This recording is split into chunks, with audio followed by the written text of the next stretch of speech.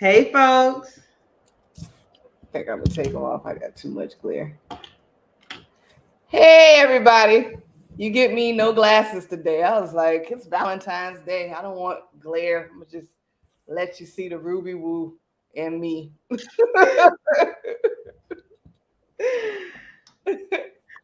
Happy Valentine's Day, everyone. Thank Yes, you so much happy for joining us. Valentine's Day. Happy Valentine's Day. Yes. So we're going to get this started. I just wanted to see you guys. There we go. We on. We on. All right, I've shared. I'll put it on my little platform. Like, hey, it's time to get with Mm-hmm. the women who pray. It's that time again. It is. And oh, what a day. Oh, what a What a day day, what a with day. the And women it who is pray. Valentine's Day. So let's just deal with the elephant in the room. It's Valentine's Day and it's 8:01 p.m. and we're here. So you can safely assume that our Valentine's Day was spent doing things a little differently than what people may usually associate this day with.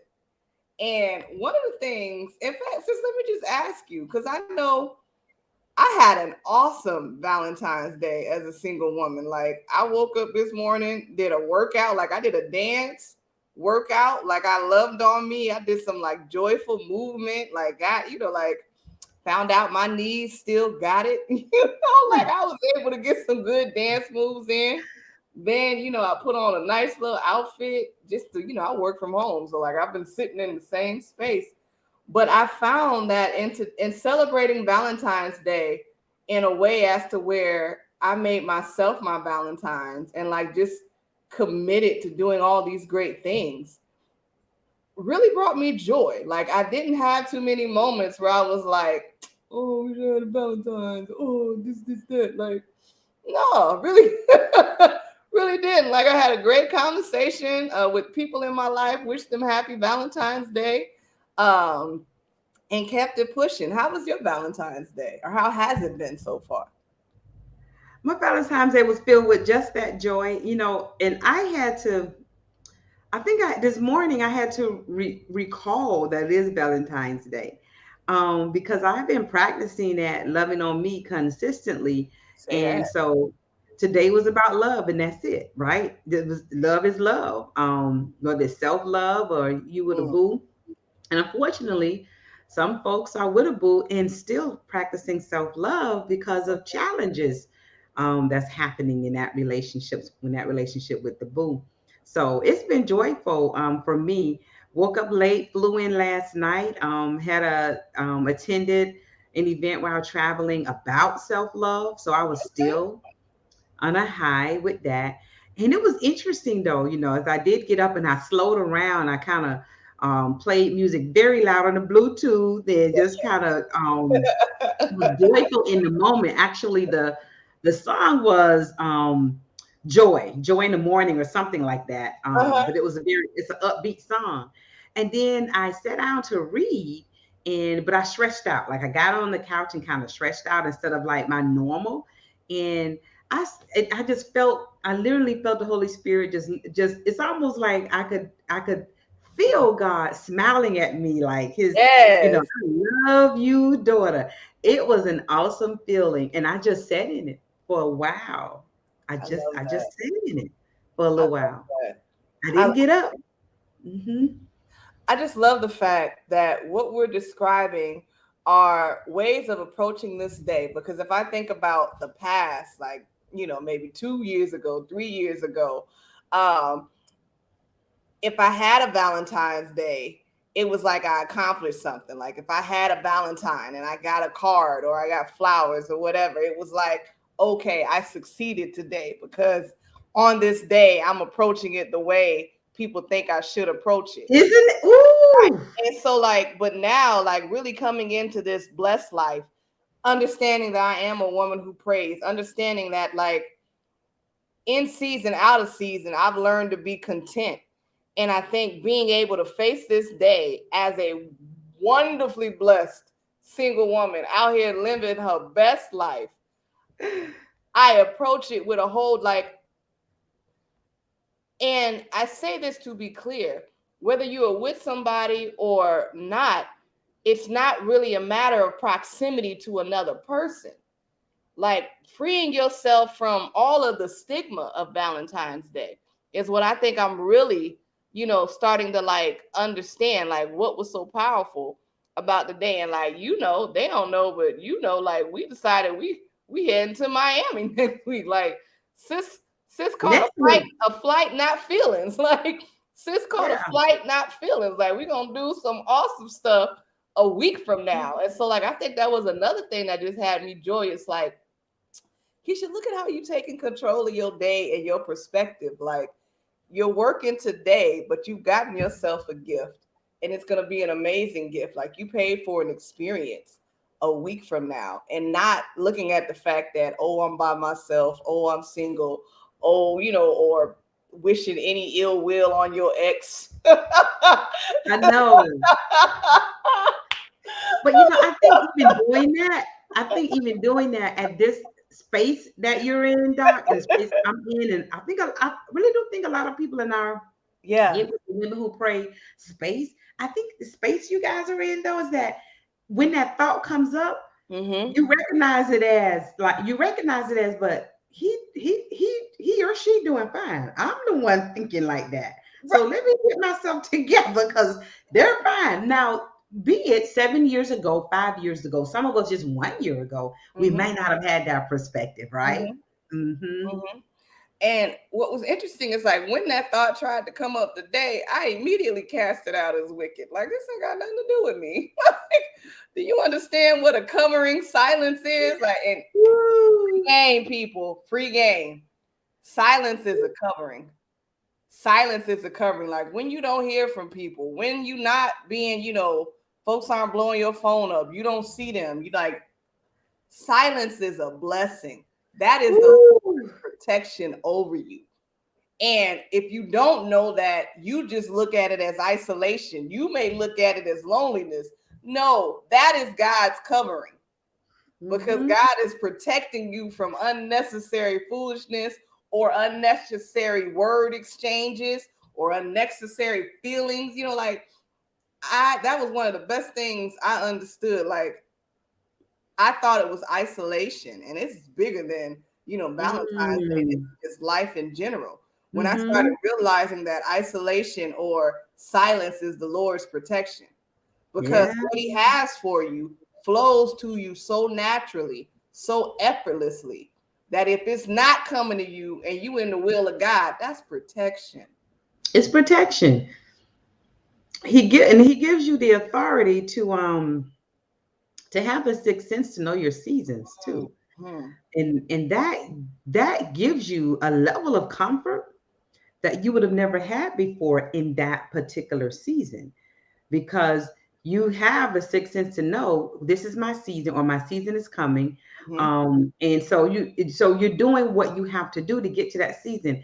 It's like, if I were to put it into a framework, it's like a strategy where you got those steps, and you're not going to get there if that says that you're going to get there on September the 6th, 2023. You're good when you're not there August 2022, because your strategy says you're not going to get there Say to that. September 2023. That's what it is, really being in that space where you are radically believing and knowing that God has your back all day long. Like it don't change because today you had some bad thoughts and you didn't quite do well in your space today. Right. On your Didn't on quite your clear journey, it. today's journey, I kicked a Didn't, lot of rocks. didn't I did quite make it. the other day. It But tried, but didn't quite clear it. but he still he Uh-huh. is still he's still going to give you what that thing is that he has for you, what he's already promised you, what you Yes. already know. Remember we talked about what you already know is still not everything. So he still promised to give you all of that. One of the biggest words that's coming forward right now is that there is a us or there is a you inside of you that you haven't met yet. Sis, Yeah. this is how you meet them. This is how you get there. This is how you get there. Those shifts in perspectives when you decide intentionally to do things differently. And that is just a beautiful segue to what we really want to talk about tonight. Because, when you decide to do things differently, that means you have to make choices, right? And what we're talking about tonight is I am not abandoning you, I am saving me. And if that is not like, put some fire in the chat for that one, because baby, we coming in hot with this Put one. some Let fire in the chat me for give that y'all one. like 11 minutes to get ready before we I came am in not hot. abandoning you. Finish it, sis. I am not I'm abandoning you. saving me. That's because I'm worth saving. The And choice. I know that. Whether you know that or not, I know that. That is relational intelligence on a whole nother level. Yes. When you know an individual is either no longer your assignment, that part. Say that one more time for the people in the back, because that's a statement that needs to breathe. When you have come to the point and you know that an individual is no longer your assignment, you done passed the paperwork in, and you done got your grade, and it has been documented and it is filed. But you, Assignment, associate, friend, none of them things. None of there are them. none of them things. And Men- sometimes the individual has gone through that whole cycle and it has run its course. mm-hmm. And you're the reason why you need to save you is because you sitting on the side of the bed crying and pulling your hair out and don't know what to do. They good. They good.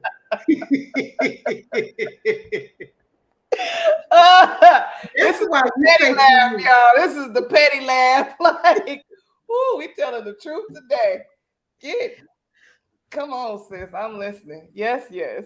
they're good. And I know this is Valentine's Day, but we're talking about all type of relationships, right? Period. Not particularly talking about love Oh, relationships. We're talking God. about family members. Yes. We're talking about friends you've known since high school, and because you've known them since high school, like they gotta be this person. We're talking about all types of relationships that Can you're hanging on to, and you're drowning, and you just got your fingers up on top of that water, and they're not even giving you a lifeline. can we talk about how often we give people passes because of the fact that they've just been here over time? That Like, part.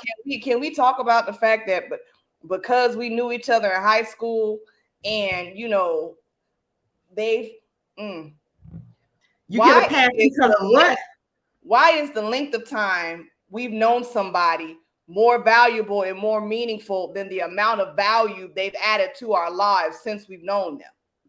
So why is it if I've known somebody since high school, for some reason that superimposes the amount of value they've added? Like if I've known you since high school and I can't see how knowing you have made me better, you're just literally somebody that I've known since high school and I'm keeping you in my life because we got decades or we got years invested, but I have no return on the investment.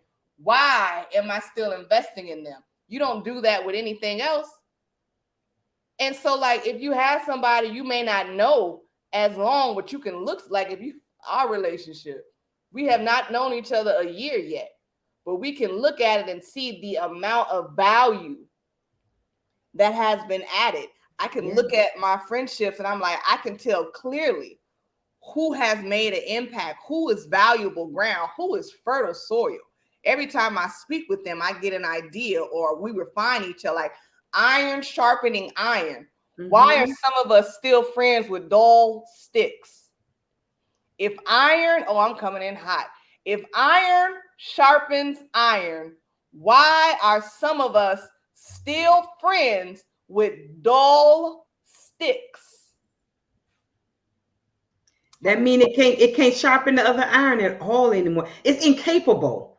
That word incapable means that it doesn't have the means to do so, and it's incapable. And let's be clear, that does not put a value on that person, who that person is to other people in their lives. Mm-hmm. It's your relationship with that person that has changed.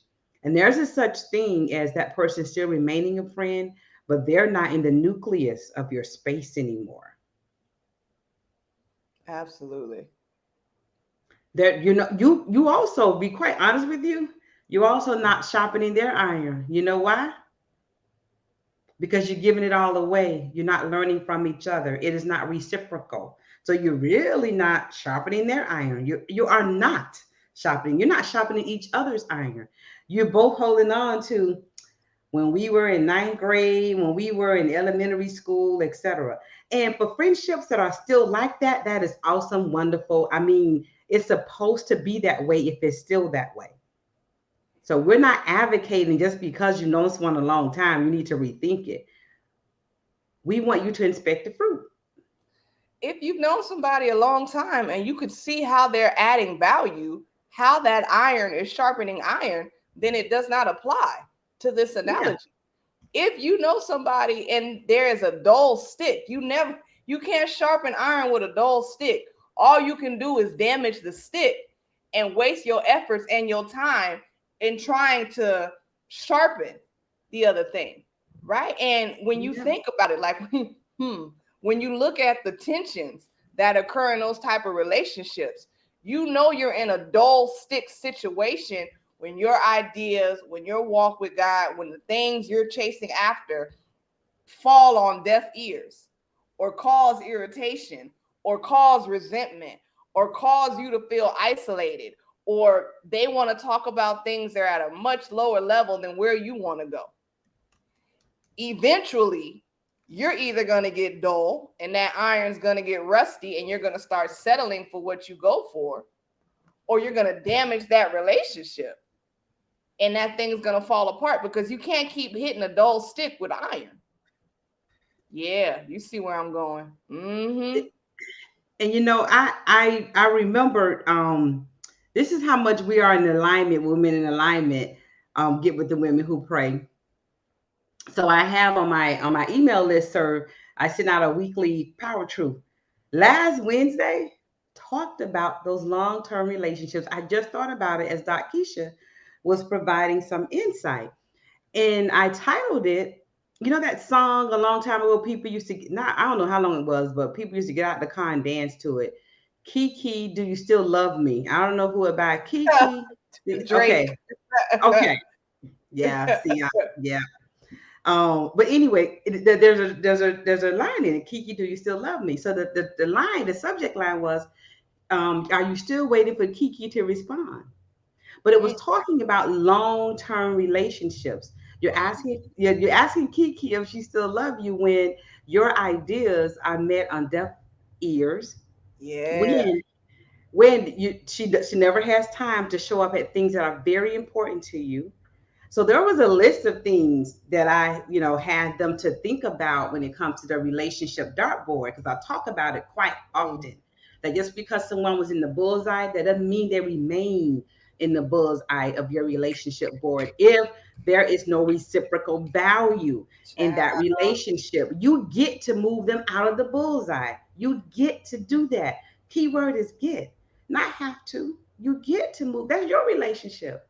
That's Yes. your life. Yes. And again, that is not abandoning them. No. That is saving you. That Yeah. is So then, saving you, because at some point you got to realize I am worth more than this experience. This experience is lying to me. Oh, I'm about to get deep. Catch me, Shirley. Catch me. This experience is lying to me by trying to make me think that I need to settle for somebody, Kiki, I need to ask somebody a question I should already know the answer to. I need to repeatedly overextend myself. I think that's a Kiki. Do you love me? Promise you'll never ever leave. Like, I'm trying to get all these words of devotion and apathy. But if somebody loves you, what they say is the last thing you need to trust. Is what they do. And Absolutely. so that experience is lying to you by telling you that if they say yes, that's the correct answer. So When in the experience truth, is doing what? The experience is doing what? Say it again. lying. That experience is lying to you because whoever loves you, they should have receipts. You should have receipts. And if they loved you and they don't love you the same anymore, you should be willing to say, I am not abandoning you. I am saving me because I'm going to stop waiting on something that is owed to me. Because at the end of the day, if I don't have physical love from a person, I always have ideal love from a heavenly father. That's the whole point of having a relationship with God. So we never, why would I have a father that loves me more and settle for somebody who doesn't on this earth? Like, why would I put myself through that unless I believe the lie? Mm-hmm. So where are the dull sticks in how we're looking at our own value? Yeah. Do And we that's when you believe ask that we yourself, can find another iron? Do we believe that we can find another iron? And that's why we really messing with that dull stick. well, do we believe that God has some other irons out there? Like God doesn't have, there is no expiration on the amount, or there is no cap on how many irons we're connected to in our lifetime. There's no cap on that. In this season, there are certain type of irons I'm connected with. And I know that. I thank God for that all the time on the certain Mm-hmm. type of irons I'm connected with. There was a season that I wouldn't have been the iron for the people I'm connected with now, and they wouldn't have been one either for me. Because Yeah, neither one of us was in those that same place. So yeah, God a does not year have ago. A year a ago. yeah, yeah, on those irons. So when that happens, what he does is Yes. you allow him to replace it with the individual that, like, they're waiting too for their iron, right? They're waiting for you. So it's a reciprocal thing. What they can't get theirs because you holding on to something that's not sharpening you. Ooh, and I was just talking about this with my gems in the sense of radical obedience. And this is where that comes into play. Radical obedience. Like, you have to be willing to do something that makes no sense, but it's obedience in the sense of, I am not abandoning you. I am saving myself.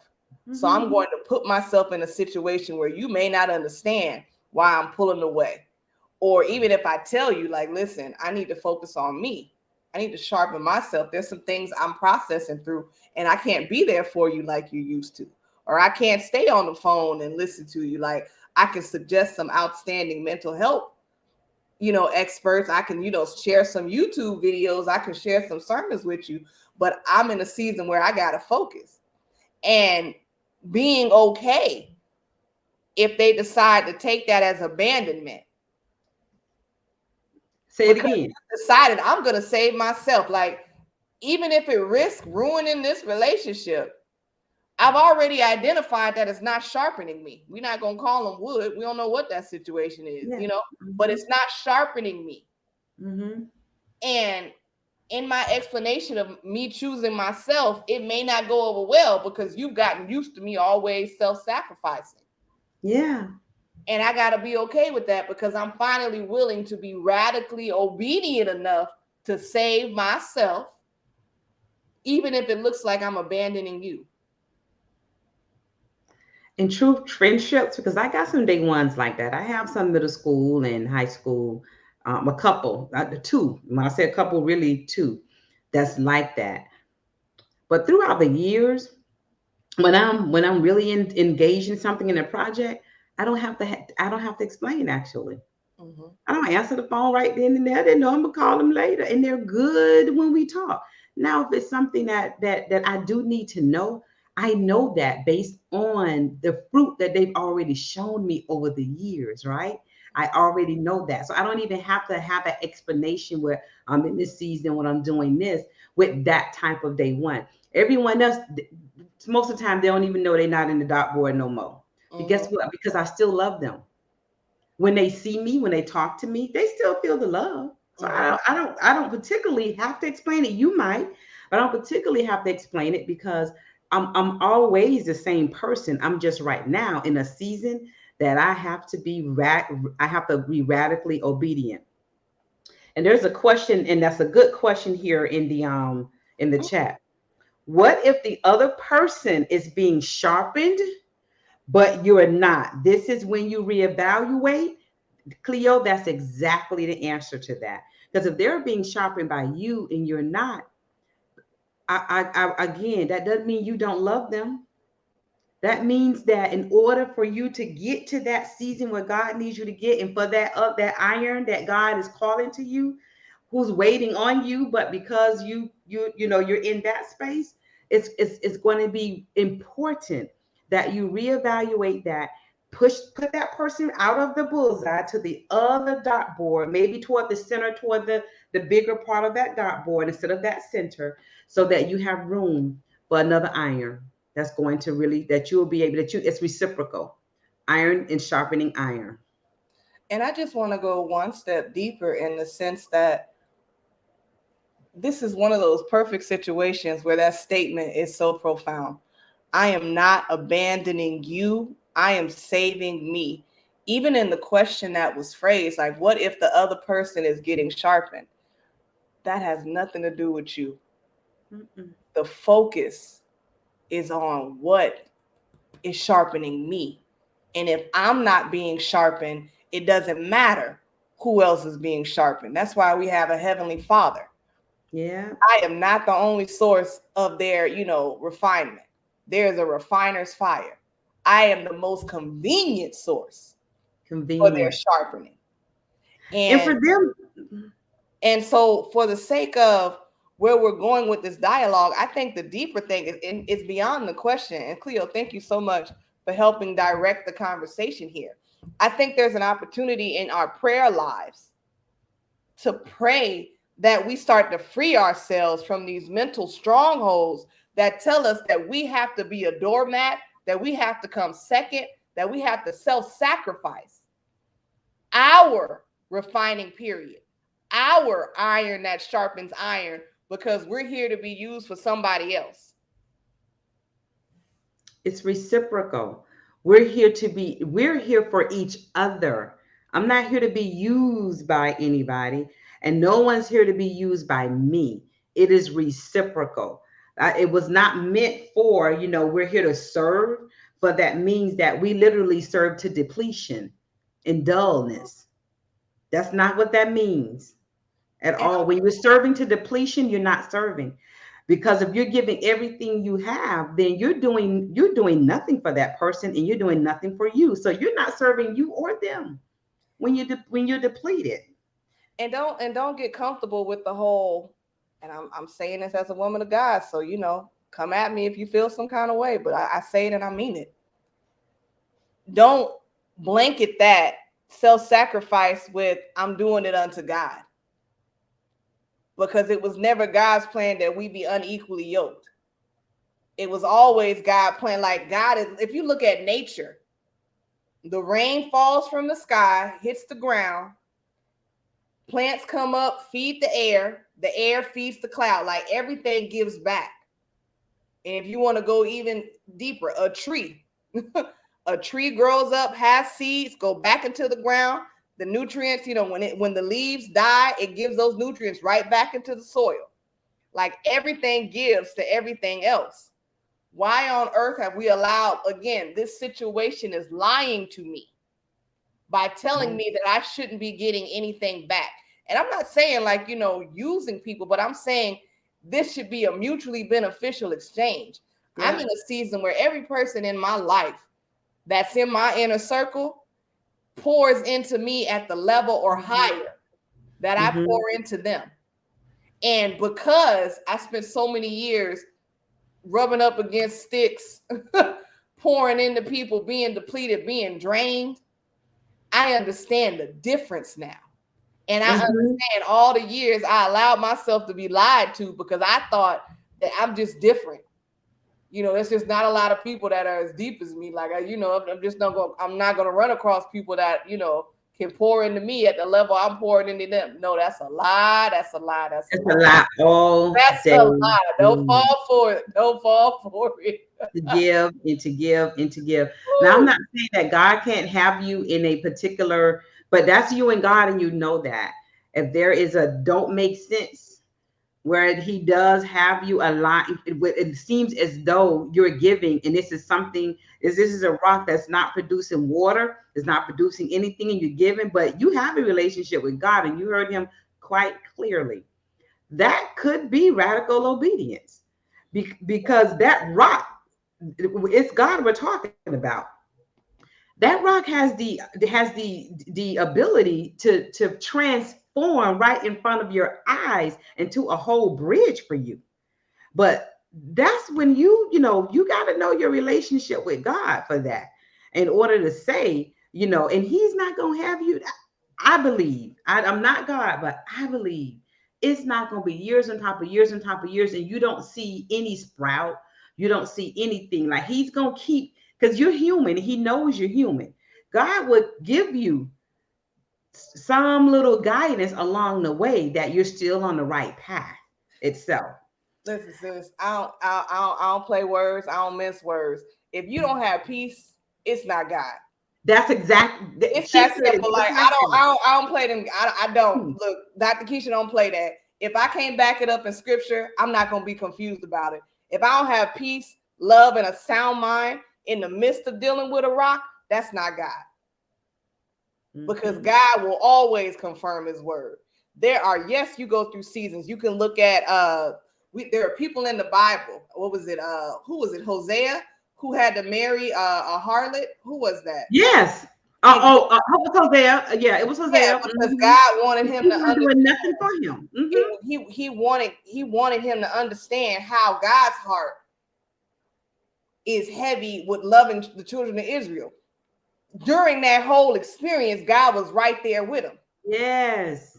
That's So that like guidance that when he you had the go entire through, yeah, time. like if you are in a situation where you're dealing with a rock or you're dealing with a stick, you should still have the presence of the Lord. There shouldn't be confusion. There Yes. should still be peace, love, and a sound mind, because wherever the Spirit of the Lord is, there is liberty. And so when you're dealing with all these things and you got a spirit of heaviness, you got all these things and you praying and this thing isn't lifted, no, then we outside of radical obedience. Somewhere out the line, we decided to go 99 and a half and not a full 100. And we're almost at our end, but I want to say this before we end that. This is the response God gave to me when I was on the floor crying, and on side the bed crying, and rolling, and going to the hospital in pain. They couldn't find nothing wrong with me, but I'm just in pain, and I'm crying, and I'm depressed. I can't do this. I couldn't attend to my business and nobody. I said the question I said to God, it wasn't even a statement, it was a question, it was a statement. God, what are you doing here? Do you want me to die? I'm going to die in this. He Mm-hmm. clearly said audibly, daughter, I didn't ask you to die. My son has already done that. You don't have to die for anybody. If you do, it's your choice. Get with the women who pray. Because if you think this conversation was something, you better see where we going on Thursday. Oh my goodness. And listen, Linda, listen. We just did our first shelter experience Ah, coaching. Listen, listen to me. God is different in that space. God is different in that space. Get the shelter experience. If God is like, if you think what you're enjoying on these videos is something, I am still listening to the recording of our last shelter experience, and every time I listen to it, I hear something radically different. Like, this is not a plug. This is not a shameless promotion. I am telling you this for your own good. If you we're are re-listening to it, and every shelter experience participant has yes, a recording. So yes, they're listening to it. They yes, get the opportunity to chew on that as that much room as is they for want to. history. get with the women who pray. But that upper room, that shelter experience is different. It's just an hour of unfiltered coaching from three dynamic women. But what the Holy Spirit does with that blows my mind. And so we only have those tickets open for, certain events. So like you have, two events to sign up, and then we have the actual event. So if you listen, Linda, get on that train. That shelter experience is the absolute truth, and it's discounted right now. We're going to be doubling that price at some point. So if there was ever a time to upgrade, this is it. This is absolutely it. And and we understand, if God has said you need to be in this room, do not let anything stop you. That's why Mm-hmm. it starts at $5. That's why, because if God is radically telling you to buy 5 tickets for 5 people, you can do so with the $5. Mm-hmm. That's why we have the general admission at $5. We were thinking about, this is a God idea. How Yep. do we make sure as many people as possible Yep. get this God idea? Mm-hmm. That's why it starts at $5. So this Thursday, the 17th, the registration link is on the screen right there. Don't forget to put a 3 behind the Get With The Women Who Pray.eventbrite.com. We are excited to see you this Thursday, and we'll be back here next Monday at 8 o'clock. Thank you for joining us. Bye. Stay away from them sticks. Save yourself. Say that.